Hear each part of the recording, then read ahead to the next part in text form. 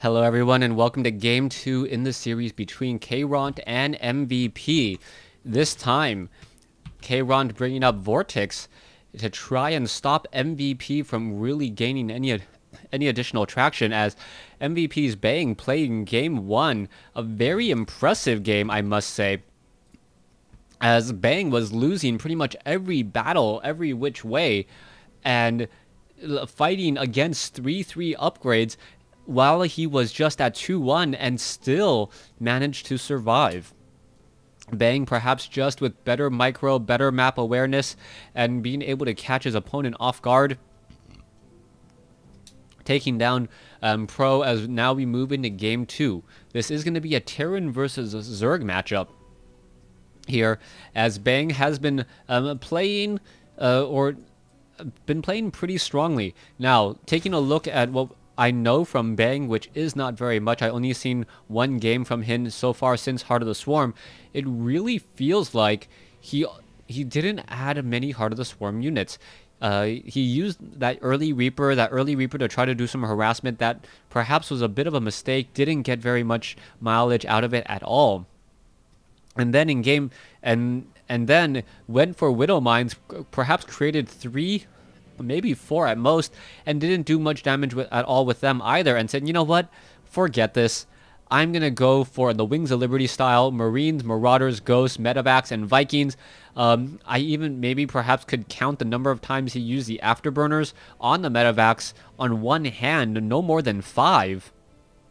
And was still able to come out with the victory with just superior macro throughout much of the game. Now, taking a look at Bang, it looks like Bang will be going for that 1 Rax gasless expand.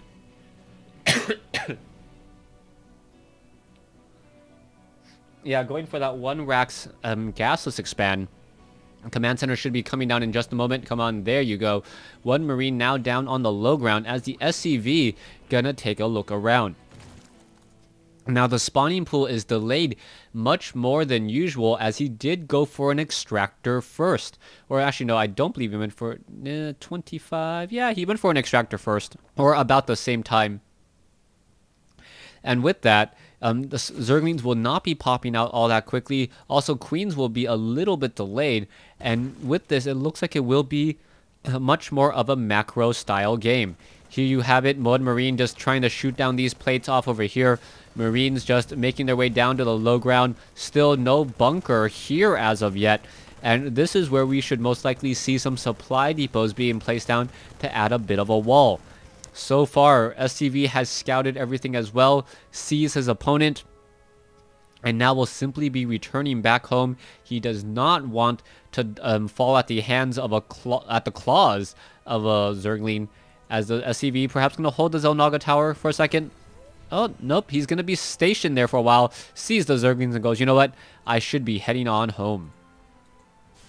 Now, Orbital Command being upgraded here. There are 4 Marines. This is going to be macro, as we should be getting up a reactor here. This is that standard 1 Rax expand into reactor Hellions, and this is nothing that we haven't seen in the past.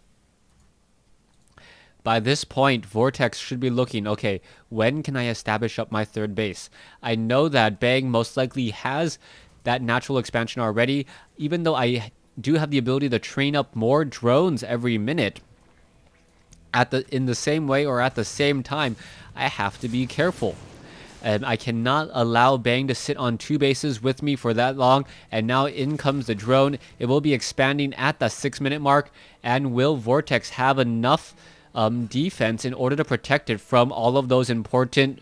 Oh, it is not going to be... Oh no, it's going to be Hellions, followed quickly by Hellbats. Hellbat drop, very dangerous. Armory being tucked away behind the mineral patch here. It may not get scouted, and Hellbat drops are one of the most feared things. You can tell that it is a Hellbat drop by what we see going on right now. You can see the reactor being placed down, Starport coming in, and also double training those Hellions. Right as the armory is done, we should be seeing double training a pair of Hellbats, and then we should see 2 Hellbats in each medevac, as the Overlord quickly gets shot down here. The Overlord now knows what's going on. Perhaps we'll see a Spine Crawler or a Spore Crawler as the Hellbats already being trained. Where are those medevacs? Medevacs, 2 of them now being trained as well. Hellbats take 30 seconds. Medevacs take 42. So the first pair should be out, ready to go in just a second. The second pair about 20 seconds behind.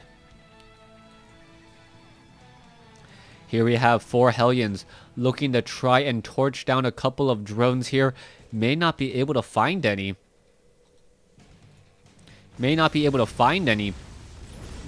As Vortex is very, very content to just not let this base fall. He knows that the Hellions are not going to do enough damage, especially with the armor and the natural regeneration. Hellions not known for their damage against buildings.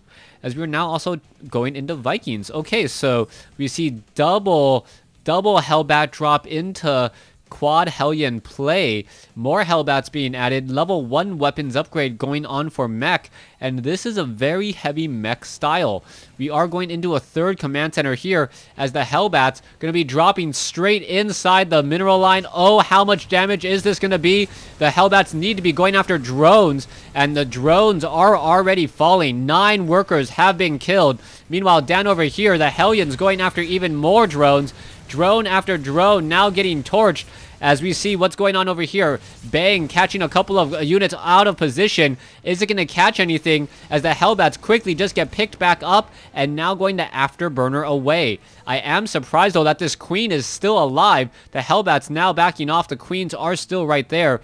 Worker kill count up to 14, but Vortex still has the supply advantage. 44 versus 45 workers. And there is no mules in play, which does come as a bit of a surprise. And what is this? A Viking on the hunt for Overlords, red Overlords, and that Overlord will get taken down. Alright, medevac afterburners now activated, now heading all the way back home. Will in fact be able to get there pretty quickly.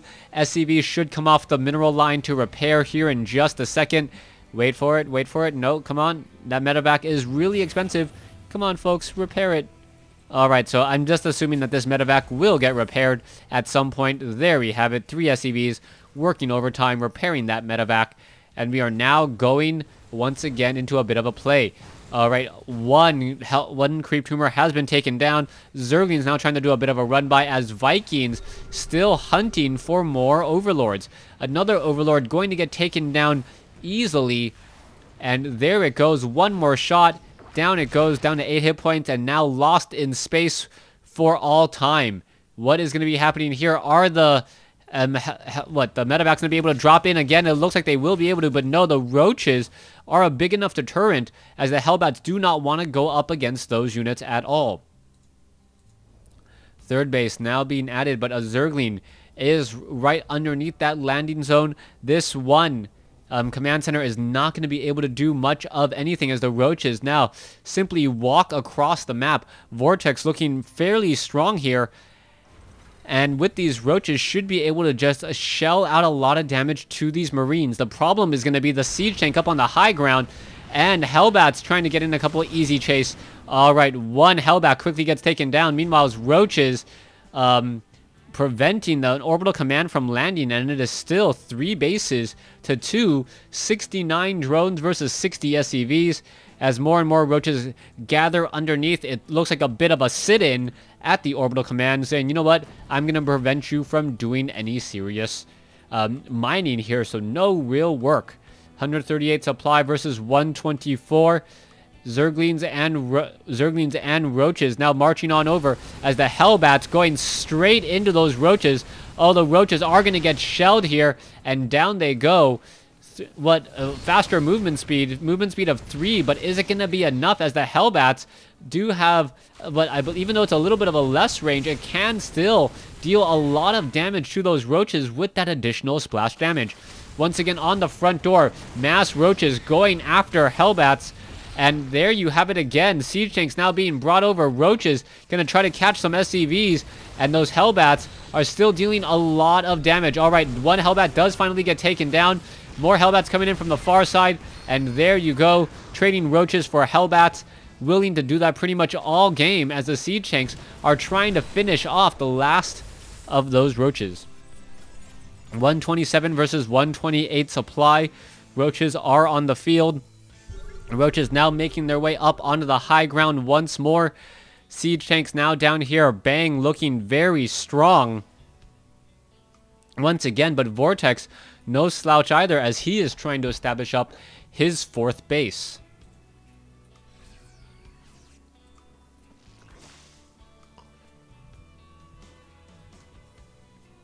Vortex sitting at 161, Bang sitting at 148.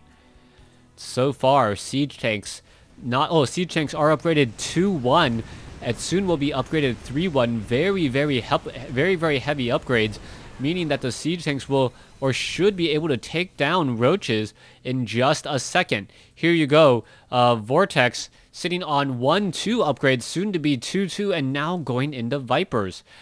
Vortex, if he's able to pluck away those Siege Tanks and those Thors and then get them all within range, should be able to absolutely destroy this ground army. What I find most interesting about this is that the counter for Vipers is really Vikings. If you don't have the Vikings in order to deal with the Vipers, all it really takes is 2 to 3 Vipers plucking those Thors, and once the Thors are in the wrong position, then everything else is going to be in the wrong position as well. Siege Tanks have no way of attacking those Vipers. Vipers can pluck them and just bring them over and shoot them down in a matter of seconds. Alright, an Ultralisk Cavern also coming in from Vortex. 199 supply versus 166. And who has the superior upgrades at this point? It is still 1-2 versus 2-1. Pneumatized Carapace, Zerg level 3 upgrades coming in from Vortex as the Roaches now try to charge in here. This may not be a good fight. Vikings are right there. And oh, the Vikings get shot down in a matter of seconds. And now, what are we going to be seeing next?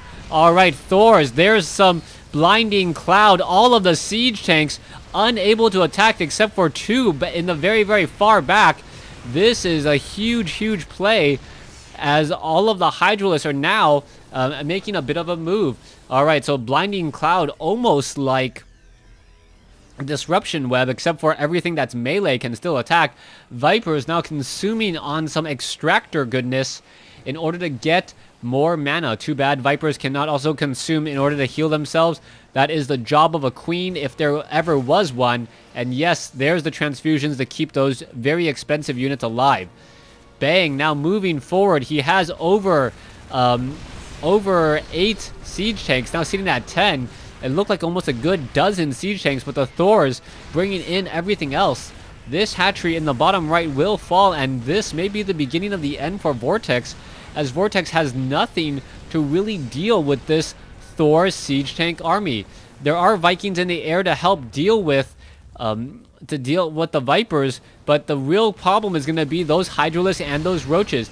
Hydralisk muscular augments has not been researched, so they are significantly slower, and if they are this much slower, how much damage can they really do against these very, very long-ranged Siege Tanks? We need to either see Ultralisk or Broodlords in order to force Bang to play a little bit defensively. Otherwise, Vortex is going to lose this game, as he's just going to be running into the Terran meat grinder with those Siege Tanks.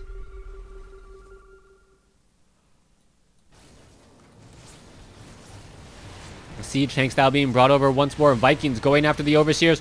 Ultralisk going straight after these units here. The Ultralisk, the perfect unit to fight under Blinding Cloud, as all those units are going to be falling here in just a second. The Siege Tanks are once again recovered. They actually have a range of something, as opposed to no range whatsoever once Blinding Cloud has been cast on them.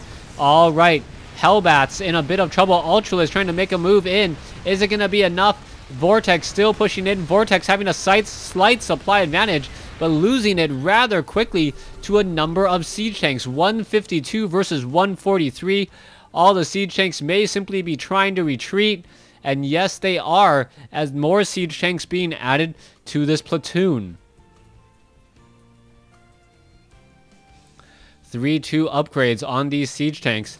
Meanwhile, Vortex is sitting at 2-3 upgrades with the chitinous plating as well. And this is still just looking like a very entertaining game going back and forth. Planetary Fortress is in position. You can see the number of mules mining away here, strip mining this base pretty much, as the roaches are now going to do a march on the top left-hand side of the map. Meanwhile, siege tanks and hellbats clean up the center expansion location. Vortex is in trouble. Roaches now going after the Planetary Fortress. It will get taken down. There it goes in just a matter of seconds, as the Ultralisk now looking to back off. Alright, Roach is looking to try and deal with all of these units here. Roach is now going to walk straight into a group of siege tanks. Not a good play.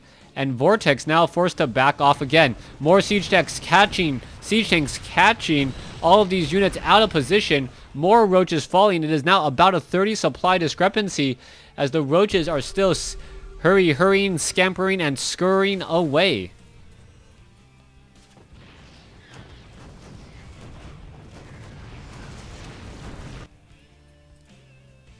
Alright.